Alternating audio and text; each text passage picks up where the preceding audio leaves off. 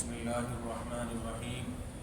اسلامی تاریخ 29 جمادی الثانی، رسول اللہ صلی اللہ علیہ وسلم کی وفات ماہ ربیع الاول پیر کے دن 11 ہجری میں حضرت ابو بکر رضی اللہ تعالیٰ عنہ فجر کی نماز پڑھا رہے تھے۔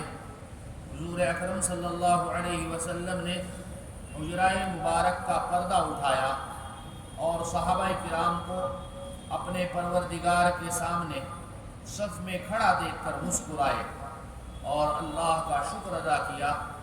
اسی دن حضرت جبرائیل علیہ السلام نے آپ صلی اللہ علیہ وسلم کی خدمت میں آ کر عرض کیا، یا رسول اللہ، وحی لانے کے اعتبار سے آج میرا آخری دن ہے، اس کے بعد میں وحی لے کر زمین پر نہیں آؤں گا، اور آپ صلی اللہ علیہ وسلم کا بھی آخری دن ہے، میرا آخری سلام قبول فرمائیے۔ چنانچہ آپ صلی اللہ علیہ وسلم نے فرمایا، مجھ کو زندگی اور موت دونوں پیش کی گئی تو میں نے موت کو پسند کیا۔ پھر یہود و نصارہ پر لعنت فرمائی کہ انہوں نے اپنے انبیاء کی قبروں کو سجدہ گاہ بنا لیا تھا، تم میری قبر کو ہرگز سجدہ گاہ نہ بنانا۔ لوگوں کو نماز پڑھنے اور ماتحتوں کے ساتھ حسن سلوک کی تاکید کی۔ پھر جیسے جیسے وقت گزرتا گیا آپ صلی اللہ علیہ وسلم کا مرض بڑھتا گیا۔ آپ صلی اللہ علیہ وسلم بار بار آسمان کی طرف نظر اٹھا کر فرماتے، اللہم اغفر لی وارحمنی والحقنی بالرفیق الاعلی، اے میری مغفرت فرما، اے اللہ میری مغفرت فرما، مجھ پر رحم فرما اور مجھے رفیق اعلیٰ سے ملاقات کا شرف عطا فرما۔ اس طرح 12 ربیع الاول 11 ہجری پیر کے دن آپ صلی اللہ علیہ وسلم اللہم رفیق الاعلیٰ کہتے ہوئے اپنے خالق حقیقی سے جا ملے۔ انا للہ و انا الیہ راجعون۔ حضور اکرم صلی اللہ علیہ وسلم کا معجزہ گھی میں برکت۔ حضرت حمزہ بن عمرو اسلمی رضی اللہ تعالیٰ عنہ فرماتے ہیں، غزوہ تبوک کے سفر میں گھی کی مشک کی ذمہ داری میری تھی۔ دوران سفر میں نے اس میں سے تھوڑا سا گھی نکالا اور حضور اکرم صلی اللہ علیہ وسلم کے لیے کھانا تیار کیا، اور مشک میں دیکھا تو گھی بہت ہی کم بچا تھا۔ میں نے وہ مشک دھوپ میں رکھ دی اور میں سو گیا۔ اچانک میں نے گھی کے بہنے کی آواز سنی، اللہ اکبر، تو میری آنکھ کھل گئی، دیکھا تو گھی بہہ رہا تھا۔ میں جلدی سے کھڑا ہوا اور مشک کا منہ بند کر لیا۔ یہ ایک چمڑے کا بنا ہوا ہوتا ہے، اور پہلے وقت میں یہ پانی کی سہولتیں نہیں تھی، کنویں سے اس مشک کے اندر پانی بھرا جاتا تھا، چمڑے کی ہوتی وہ، اور جو بھر کر لے جاتا ہے وہ پیٹھ پر اس کو وزن کو اٹھا کر لے کر کے جاتا ہے، اور مشک کا منہ پکڑ لیا۔ حضور صلی اللہ علیہ وسلم نے مجھے دیکھ کر فرمایا، اگر تو اس کو چھوڑ دیتا تو پوری وادی گھی سے بہنے لگتی۔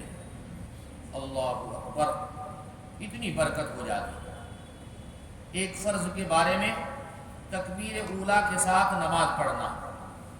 رسول اللہ صلی اللہ علیہ وسلم نے فرمایا، جو شخص 40 دن اخلاص سے تکبیر اولیٰ کے ساتھ باجماعت نماز پڑھتا ہے تو اس کو 2 پروانے ملتے ہیں، 2 کوپن ملتے ہیں، 2 ٹکٹ ملتے ہیں، ایک جہنم سے بری ہونے کا، دوسرا نفاق سے بری ہونے کا۔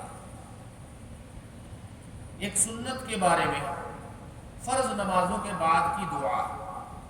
رسول اللہ صلی اللہ علیہ وسلم ہر فرض نماز کے بعد یہ دعا پڑھا کرتے تھے، لا الہ الا اللہ وحدہ لا شریک لہ، لہ الملک ولہ الحمد وهو على كل شيء قدير، اللهم لا مانع لما أعطيت ولا معطي لما منعت ولا ينفع ذا الجد منك الجد۔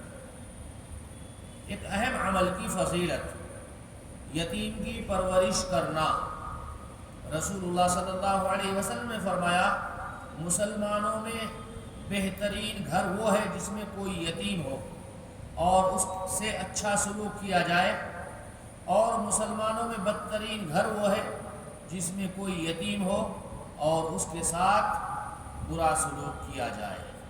اللہ ہم سب کو یتیموں کے ساتھ اچھے اخلاق سے پیش آنے کی توفیق عطا فرمائے۔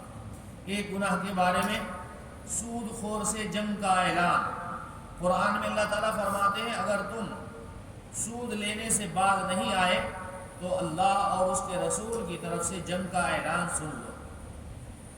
دنیا کے بارے میں اللہ ہی روزی تقسیم کرتے ہیں۔ قرآن میں اللہ تعالیٰ فرماتے ہیں دنیاوی زندگی میں ان کی روزی ہم نے ہی تقسیم کر رکھی ہے اور ایک کو دوسرے پر مرتبے کے اعتبار سے فضیلت دے رکھی ہے تاکہ ایک دوسرے سے کام لیتا رہے۔ اگر سب برابر ہو جائیں تو بھی کوئی کسی کے کام نہیں آئے گا۔ اسی لیے اللہ کا یہ دستور ہے، کسی کو دولت زیادہ کسی کو کم، کسی کو مرتبہ اونچا کسی کو چھوٹا، تاکہ ایک دوسرے سے کام لیتا رہے۔ اور آپ کے رب کی رحمت اس دنیاوی مال سے کہیں زیادہ بہتر ہے جس کو یہ لوگ جمع کرتے پھرتے ہیں۔ آخرت کے بارے میں زمین گواہی دے گی۔ آپ صلی اللہ علیہ وسلم نے یہ آیت تلاوت فرمائی، یومئذ تحدث اخبارها، یعنی اس دن زمین اپنی سب باتیں بیان کر دے گی۔ پھر ارشاد فرمایا تم جانتے ہو زمین کیا خبریں بیان کرے گی؟ صحابہ نے عرض کیا اللہ اور اس کے رسول خوب جانتے ہیں۔